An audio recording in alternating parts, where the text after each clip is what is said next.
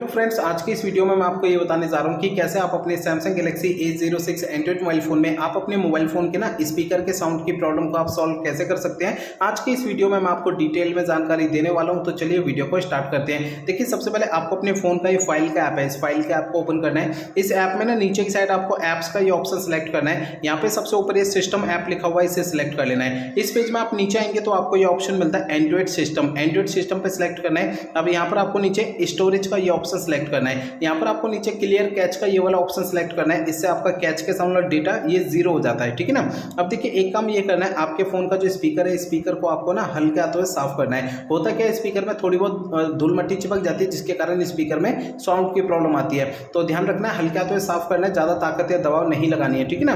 दोस्तों, मेरे बताए हुए इन सभी तरीकों से आपके ये प्रॉब्लम जो सॉल्व हो जाएगी। अगर मेरे बताए हुए इन सभी तरीकों से आपकी प्रॉब्लम सॉल्व नहीं होती तो आपको करना क्या है, देखिए, आपके मोबाइल फोन का जो सर्विस सेंटर है ना, अपने मोबाइल फोन के सर्विस सेंटर चले जाना है, अपना फोन वहां पे दिखा देना है। ऐसा मैं इसलिए कह रहा हूं, देखिए, हो सकता है आपके मोबाइल फोन के हार्डवेयर के अंदर कोई दिक्कत आ गई होगी, जिसके कारण आपके मोबाइल फोन के स्पीकर में साउंड की प्रॉब्लम आ रही है, ठीक है ना।